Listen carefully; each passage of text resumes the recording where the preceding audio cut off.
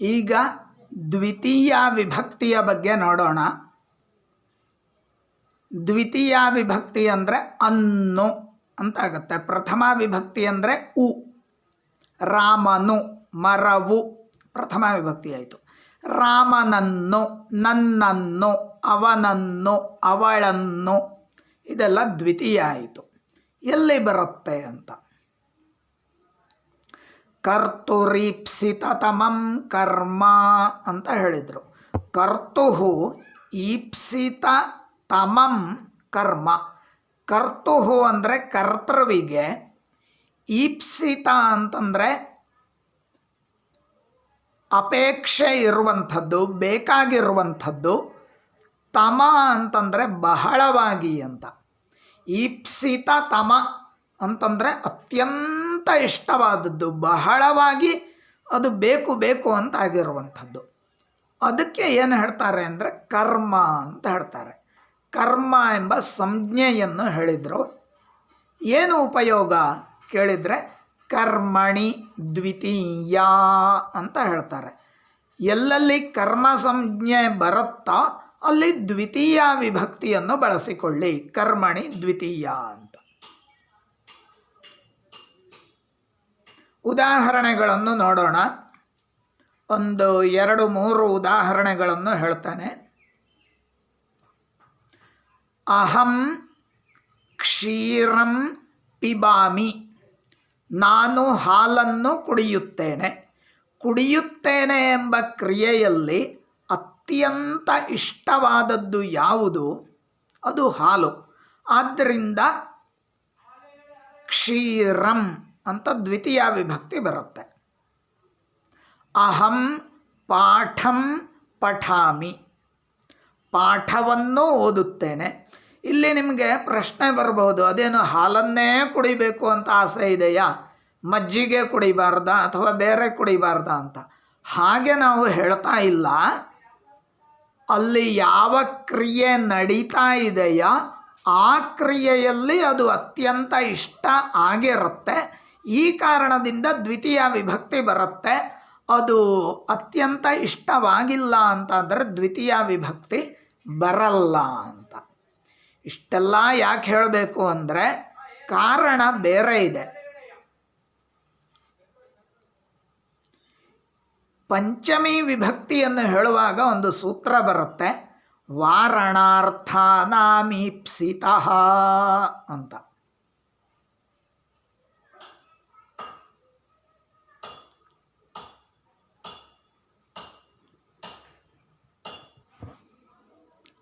ಆ ಪಂಚಮಿ ವಿಭಕ್ತಿಯ ಸೂತ್ರವನ್ನು ಮೊದಲು ನೋಡೋಣ, ಆಗ ಇದು ಅರ್ಥ ಆಗತ್ತೆ.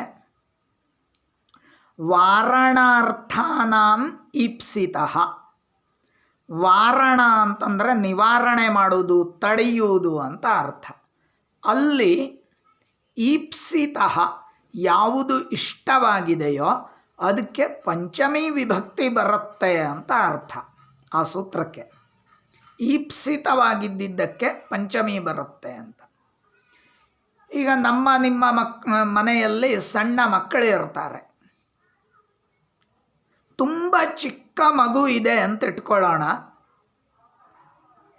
ಆಮೇಲೆ ಈಗ ಏನಾಗಿದೆ ಅಂದರೆ ಸಾಮಾನ್ಯ ನಗರಗಳಲ್ಲಿ ಎಲ್ಲ ಕಡೆಯಲ್ಲೂ ಕೂಡ ಗ್ಯಾಸ್ ಸ್ಟವ್ ಬಂದಿದೆ. ಆದ್ದರಿಂದ ಏನೂ ಗೊತ್ತಾಗಲ್ಲ ಅಷ್ಟೆಲ್ಲ. ಗ್ಯಾಸ್ ಸ್ಟವ್ ಸ್ವಲ್ಪ ಎತ್ತರವಾಗಿರುತ್ತೆ. 1 ವರ್ಷದ ಮಗುವಿಗೆ ಅದು ಸಿಗಲ್ಲ ಅಲ್ಲಿ. ಅಥವಾ ಎಲೆಕ್ಟ್ರಿಕ್ ಕುಕ್ಕರ್ಗಳು ಬಂದಿವೆ, ಇನ್ನೂ ಬೇರೆ ಬೇರೆ ಏನೇನೋ ಬಂದಿವೆ. ಎಲೆಕ್ಟ್ರಿಕ್ ಸ್ಟವ್, ಇಂಡಕ್ಷನ್ ಸ್ಟವ್ ಏನೇನೋ ಬಂದಿವೆ. ಇರಲಿ, ಇದರ ಬಗ್ಗೆ ನಾವು ಮಾತಾಡ್ತಾ ಇಲ್ಲ. ಹಳೇ ಕಾಲದ ಕಥೆಯನ್ನು ನೋಡೋಣ. ಹಿಂದೆ ಸೌದೆಯನ್ನು ಹಾಕಿ ಅಂದರೆ ಕಟ್ಟಿಗೆಯನ್ನು ಹಾಕಿ ಒಲೆ ಉರಿಸ್ತಾ ಇದ್ರು. ಅದರ ಮೇಲೆ ಅಡುಗೆಯನ್ನು ಮಾಡ್ತಾಯಿದ್ರು. ಸಣ್ಣ ಮಗು ಇದ್ದರೆ, 1 ವರ್ಷದ ಮಗು ಇದ್ದರೆ, ಅದು ಹೋಗಿ ಒಲೆ ಹತ್ತಿರ ಹೋಗ್ತಾ ಇದ್ದರೆ ನಾವು ಏನು ಮಾಡ್ತೇವೆ ಅಂತಂದರೆ ಆ ಮಗುವನ್ನು ಹಿಡಿದು ಎಳಿತೇವೆ. ಯಾಕೆ ಅಂದರೆ ಆ ಮಗುವಿಗೆ ಗೊತ್ತಿರಲ್ಲ, ಕೈ ಹಾಕಿದ್ರೆ ಸುಟ್ಟು ಹೋಗಬಹುದು, ತೊಂದರೆ ಆಗಬಹುದು ಅಂತ ಗೊತ್ತಿರಲ್ಲ. ಸುಮ್ಮನೆ ಅದು ಹೋಗುತ್ತೆ ಬೆಂಕಿ ಹತ್ತಿರಕ್ಕೆ, ಕೊನೆಗೆ ಏನೋ ತೊಂದರೆಗೆ ಒಳಗಾಗತ್ತೆ ಅದು. ಆದ್ದರಿಂದ ನಾವು ಆ ಮಗುವನ್ನು ಎಳಿತೇವೆ. ಬೆಂಕಿ ಹತ್ರ ಹೋಗಬೇಡ ಅಂತ ಹೇಳ್ತೇವೆ. ಈ ವಿಷಯ ಬಿಟ್ಟು ಬಿಡೋಣ. ಇನ್ನೂ ಆ ಮಗು ಸ್ವಲ್ಪ ದೊಡ್ಡದಾಗಿದೆ ಅಂತ ಇಟ್ಕೊಳ್ಳೋಣ. ಅದಕ್ಕೆ ಬುದ್ಧಿ ಬಂದಿದೆ, ನಾನು ಬೆಂಕಿಯಲ್ಲಿ ಕೈ ಹಾಕಿದರೆ ಸುಟ್ಟೋಗುತ್ತೆ ಅಂತ ಗೊತ್ತಾಗುತ್ತೆ ಅದಕ್ಕೆ. ಅಷ್ಟು ದೊಡ್ಡದಾಗಿದೆ ಆ ಮಗು. ಆ ಮಗು ಏನು ಮಾಡುತ್ತೆ ಅಂತಂದರೆ, ಹೌದಲ್ವ, ಆ ಬೆಂಕಿ ಇದ್ದಾಗ ಕೈಯೆಲ್ಲ ಸುಟ್ಟೋಗುತ್ತೆ, ಅದಕ್ಕೆ ನೀರು ಹಾಕೋಣ ಅಂತ ಹೇಳ್ಕೊಂಡು ನೀರು ಹಾಕಿ ಬೆಂಕಿಯನ್ನು ನಂದಿಸುತ್ತೆ. ಅದೇ ಒಂದು ಮಜಾ. ಸುಟ್ಕೊಳ್ಳಲ್ಲ ಅದು, ಯಾಕಂದ್ರೆ ಗೊತ್ತಿರುತ್ತೆ. ಈಗ ಮಗುವನ್ನು ರಕ್ಷಿಸಬೇಕು ಎಂಬ ಭಾವನೆ ಇರಲ್ಲ ನಮಗೆ, ಆ ಬೆಂಕಿಯನ್ನು ರಕ್ಷಿಸಬೇಕು ಎಂಬ ಭಾವನೆ ಇರುತ್ತೆ. ಇವರು ಏನಾದರೂ ಬೆಂಕಿಯನ್ನು ಆರಿಸಿಬಿಟ್ರೆ ಮತ್ತೆ ಬೆಂಕಿ ಹಚ್ಚಕ್ಕಾಗಲ್ಲ. ಈಗ ನಮಗೆ ಲೈಟರ್ಗಳು, ಮ್ಯಾಚ್ ಬಾಕ್ಸ್ ಎಲ್ಲವೂ ಬಂದಿವೆ, ಏನು ಕಷ್ಟ ಇಲ್ಲ. ಇದು ಬಹಳ ಸಾವಿರಾರು ವರ್ಷಗಳ ಹಳೆಯ ಕಥೆ ಇದು. ಒಂದು ಬಾರಿ ಬೆಂಕಿ ಆರಿ ಹೋದರೆ ಮತ್ತೆ ಬೆಂಕಿ ಉತ್ಪತ್ತಿ ಮಾಡೋದಕ್ಕೆ ತುಂಬ ಕಷ್ಟ ಇತ್ತು. ಆದ್ದರಿಂದ ಬೆಂಕಿ ಆರಿಸೋದಕ್ಕೆ ಬಿಡ್ತಾ ಇರಲಿಲ್ಲ. ಯಾರಾದರೂ ಮಕ್ಕಳು ಹೋಗಿ ನೀರು ಹಾಕ್ತಾರೆ, ಬೆಂಕಿಯನ್ನು ಆರಿಸ್ತಾರೆ ಅಂದರೆ ಆ ಮಗುವನ್ನು ಮೊದಲು ಎಳಿತಾರೆ. ಕಾರಣ ಏನು ಅಂದರೆ, ಮಗುವನ್ನು ಇಷ್ಟಪಡುವುದಲ್ಲ, ಅವರು ಬೆಂಕಿಯನ್ನು ಇಷ್ಟಪಡ್ತಾ ಇದ್ದಾರೆ. ಬೆಂಕಿ ನಂದಿ ಹೋಗಬಾರ್ದು, ಆರಿ ಹೋಗಬಾರ್ದು ಅಂತ. ಅದರ ಬಗ್ಗೆ ಈಗ ಹೇಳ್ತಾ ಇದ್ದಾರೆ, ವಾರಣಾರ್ಥಾನಾಂ ಈಪ್ಸಿತಃ ಅಂತ. ಯಾವುದು ಈಪ್ಸಿತವಾಗಿದೆಯೋ, ಈಪ್ಸಿತ ಅಂದರೆ ಇಷ್ಟ ಅಂತ ಅರ್ಥ. ಯಾವುದು ಇಷ್ಟವಾಗಿದೆಯೋ ಅದಕ್ಕೆ ಪಂಚಮಿ ವಿಭಕ್ತಿ ಬರುತ್ತೆ ಅಂತ. ಅಗ್ನೇಹೆ ಮಾಣವಕಂ ವಾರಯತಿ ಅಂತ ಉದಾಹರಣೆ. ಅಗ್ನೇಹೆ ಅಂದರೆ ಬೆಂಕಿಯಿಂದ, ಮಾಣವಕಂ ಅಂದರೆ ಹುಡುಗನನ್ನು, ವಾರಯತಿ ನಿವಾರಿಸುತ್ತಾನೆ ಅಂತ ಅರ್ಥ. ಅಲ್ಲಿ ಬೆಂಕಿ ಇಷ್ಟವಾಗಿರುವುದರಿಂದ ಪಂಚಮಿ ವಿಭಕ್ತಿ ಬಂತು, ಅಗ್ನೇಹೆ ಅಂತ ಬಂತು. ಹಾಗಿದ್ರೆ ಈ ಹುಡುಗ ಇಷ್ಟ ಇಲ್ವಾ ಕೇಳಿದರೆ ಅವನು ಇಷ್ಟ ಅಲ್ಲ, ಇಷ್ಟತಮ ಅಂದರೆ ಅತ್ಯಂತ ಇಷ್ಟವಾದವನು. ಆದ್ದರಿಂದ ಅಲ್ಲಿ ಕರ್ತುರೀಪ್ಸಿತತಮಂ ಕರ್ಮ ಸೂತ್ರದಿಂದ ದ್ವಿತೀಯ ವಿಭಕ್ತಿ ಬಂತು. ಹೀಗೆ ಈಪ್ಸಿತ ಆಗಿದ್ದರೆ ಪಂಚಮಿ, ಈಪ್ಸಿತ ತಮ ಅತ್ಯಂತ ಇಷ್ಟವಾಗಿದ್ದರೆ ಕರ್ಮ ಸಂಜ್ಞೆ ದ್ವಿತೀಯ ವಿಭಕ್ತಿ. ಈ ಥರ ಇದೇ ಅರ್ಥವನ್ನು ಇಲ್ಲೂ ನಾವು ಇಟ್ಕೊಳ್ಬೇಕು. ಆದ್ದರಿಂದ ಅತ್ಯಂತ ಇಷ್ಟವಾದದ್ದು ಕರ್ಮ ಸಂಜ್ಞೆಯನ್ನು ಹೊಂದುತ್ತೆ, ಅಲ್ಲಿ ದ್ವಿತೀಯ ವಿಭಕ್ತಿ ಬರುತ್ತೆ. ಇನ್ನು ಕರ್ತುರೀಪ್ಸಿತತಮಂ ಕರ್ಮ ಎಂಬಲ್ಲಿ ಇನ್ನೊಂದು ಉದಾಹರಣೆಯನ್ನು ಹೇಳಿಬಿಡ್ತೇನೆ, ಇನ್ನೂ ಒಂದು 2 ಉದಾಹರಣೆ ಹೇಳಿಬಿಡ್ತೇನೆ. ಮಾಶೇಷು ಅಶ್ವಂ ಬಧ್ನಾತಿ ಅಂತ ಒಂದು ವಾಕ್ಯ ಇದೆ. ಮಾಶೇಷು ಅಂತಂದರೆ ಉದ್ದಿನಲ್ಲಿ ಅಂತ ಅರ್ಥ, ಉದ್ದುಗಳಲ್ಲಿ, ಉದ್ದು. ಅದರಲ್ಲಿ ಅಶ್ವಂ ಕುದುರೆಯನ್ನು ಬಧ್ನಾತಿ ಕಟ್ಟುತ್ತಾನೆ ಅಂತ. ಏನಿದು ಹೀಗೆ ಹೇಳಿದರೆ ಅಂತ ಅನಿಸುತ್ತೆ. ಉದ್ದಿನಲ್ಲಿ ಕಟ್ಟುವುದಲ್ಲ, ಮಾಶೇಷು ಪ್ರವೃತ್ತಂ ಅಶ್ವಂ ಅನ್ಯತ್ರ ಬಧ್ನಾತಿ ಅಂತ ಅರ್ಥ. ಅಂದರೆ ಉದ್ದು ತಿನ್ನೋದಕ್ಕೆ ಯಾವುದೋ ಒಂದು ಕುದುರೆ ಹೋಗ್ತಾ ಇದೆ, ಅಲ್ಲಿ ಏನು ಮಾಡ್ತಾರೆ ಅಂತಂದರೆ ಕುದುರೆಯನ್ನು ಎಳೆದು ಕಟ್ತಾರಂತೆ. ಯಾಕೆ ಅಂದರೆ ಆ ಉದ್ದು ಉಳಿಬೇಕು ಎಂಬ ಉದ್ದೇಶ ಅಲ್ಲ. ಉದ್ದು ಉಳಿಬೇಕು, ಉದ್ದು ಇಷ್ಟತಮ ಅಂತಾಗಿದ್ದರೆ ಅಲ್ಲಿ ಮಾಶಂ ಅಂತ ದ್ವಿತೀಯ ಬರ್ತಾ ಇತ್ತು. ಹಾಗಲ್ಲ ಇಲ್ಲಿ ಅರ್ಥ.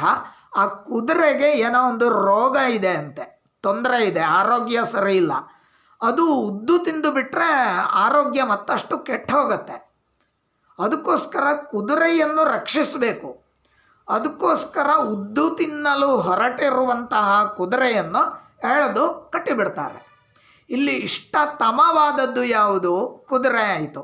ಆದ್ದರಿಂದ ಅಶ್ವಂ ಬಧ್ನಾತಿ ಅಂತ ಅರ್ಥ, ದ್ವಿತೀಯ ವಿಭಕ್ತಿ ಬಂತು. ಇನ್ನೊಂದು ಹೇಳಿಬಿಡ್ತಾನೆ. ಸಣ್ಣವರಿದ್ದಾಗ, ಈಗ ಏನೇನೋ ಬಂದಿದೆ, ಆ ಸಣ್ಣ ಸಣ್ಣ ಮಕ್ಕಳಿಗೆ ತಿನ್ನಿಸುವಂತಹ ಆಹಾರಗಳು ಬಂದಿವೆ. ಅವುಗಳನ್ನು ಹಾಲಿನೆಲ್ಲ ನೀರನ್ನೆಲ್ಲ ಮಿಕ್ಸ್ ಮಾಡಿ ತಿನ್ನಿಸಿಬಿಡ್ತಾರೆ. ಆದರೆ ಹಳೆಯ ಕಾಲದಲ್ಲಿ ಹಾಗೆ ಇರಲಿಲ್ಲ. ಅನ್ನವನ್ನೇ ಚೆನ್ನಾಗಿ ಹಿಂಡಿ ತಿನ್ನಿಸ್ತಾ ಇದ್ದರು. ಸ್ವಲ್ಪ ದೊಡ್ಡವರಾದರೂ ಕೂಡ ಅವರಿಗೆ ತಿಂಡಿ ಹೊತ್ತಿಗೆ ಸಂಜೆ ಎಲ್ಲ ಹಸಿವೆ ಆಗಿಬಿಟ್ರೆ ಅವರಿಗೆ ಸಾಂಬಾರು ಅನ್ನ ಹಾಕಿ ಊಟ ಬಡಿಸ್ತಾ ಇರಲಿಲ್ಲ. ರಾತ್ರಿ ಊಟ ಇತ್ತು, ಸಾಂಬಾರು ಅನ್ನ ಎಲ್ಲ ಇರ್ತಾ ಇತ್ತು. ಸಂಜೆ ಹೊತ್ತು ಅಥವಾ ಬೇರೆ ಟೈಮಲ್ಲಿ ಏನಾದರೂ ಹಸಿವೆ ಆಗುತ್ತೆ ಬೇಕು ಅಂತ ಹೇಳಿಬಿಟ್ರೆ ಒಂದು ತುಂಡು ಬೆಲ್ಲ, ಸ್ವಲ್ಪ ಹಾಲು, ಆಮೇಲೆ ಅನ್ನ, ಇದಿಷ್ಟು ಕೊಟ್ಟು ಬಿಡೋದು. ಮಗು ತಿನ್ನತ್ತೆ. ನಾವೆಲ್ಲ ಹಾಗೇ ಬೆಳೆದವರು. ಚಿಕ್ಕವರಿರುವಾಗ ಹಸಿವೆ ಬೇಕು ಅಂತ ಕೇಳಿದರೆ ಸ್ವಲ್ಪ ಹಾಲು, ಬೆಲ್ಲ, ಅನ್ನ ಕೊಡ್ತಾಯಿದ್ರು. ಅದನ್ನು ಕಲಸಿಕೊಂಡು ತಿನ್ನುವಂಥದ್ದು, ಊಟ ಮಾಡುವಂಥದ್ದು, ಊಟವೇ ಅದು ಕೂಡ. ಇಲ್ಲಿ ಈಗ ಪ್ರಶ್ನೆ ಬರುತ್ತೆ, ಇಷ್ಟವಾದದ್ದು ಯಾವುದು ಅಂತ. ಹಾಲು ಇಷ್ಟವೋ, ಅನ್ನ ಇಷ್ಟವೋ ಏನು ಅಂತ. ಹಾಲು ಇಷ್ಟವಾಗಿದ್ದರೆ ಹಾಲನ್ನು ಕುಡಿಯಬಹುದು. ಹಾಲು ಇಷ್ಟ ಅಲ್ಲ, ಹಸಿವೆ ಇದೆ, ಊಟನೇ ಬೇಕಾಗಿದೆ, ಬೇರೆ ಏನಾದರೂ ತಿನ್ನಕ್ಕೆ ಬೇಕಾಗಿದೆ. ಆದ್ದರಿಂದ ಅಲ್ಲಿ ಓದನಂ ಅಂತ ದ್ವಿತೀಯ ವಿಭಕ್ತಿ ಬಂತು. ಹಾಗಿದ್ರೆ ಯಾವುದರ ಜೊತೆಗೆ ತಿಂತಾನೆ ಓದನ ಅಥವಾ ಅನ್ನ ಅಂತ ಕೇಳಿದಾಗ ಪಯಸ ಅಂತ ತೃತೀಯವನ್ನು ಬಳಸಿದರು. ಅಂದರೆ ಹಾಲಿನ ಜೊತೆಗೆ ಕಲಸಿಕೊಂಡು ಅನ್ನವನ್ನು ಊಟ ಮಾಡ್ತಾನೆ ಅಂತ ಅರ್ಥ. ಪಯಸ ಓದನಂ ಭುಂಕ್ತೆ. ಇಲ್ಲಿ ಭುಂಕ್ತೆ ಊಟ ಮಾಡುತ್ತಾನೆ ಎಂಬಂತಹ ಕ್ರಿಯೆಯಲ್ಲಿ ಓದನಂ ಅಂದರೆ ಅನ್ನ ಇಷ್ಟತಮವಾಗಿದೆ, ಆದ್ದರಿಂದ ಅದು ಕರ್ಮ ಸಂಜ್ಞೆಯನ್ನು ಹೊಂದುತ್ತೆ. ಅದಕ್ಕೆ ದ್ವಿತೀಯ ವಿಭಕ್ತಿನೂ ಬರುತ್ತೆ. ಪಯಸ ಅಂತ ತೃತೀಯ ಆಯಿತು. ಆ ತೃತೀಯ ವಿಭಕ್ತಿ ಯಾಕೆ ಅಂತ ಮುಂದಿನ ವಿಡಿಯೋದಲ್ಲಿ ನೋಡೋಣ. ನಮಸ್ಕಾರ.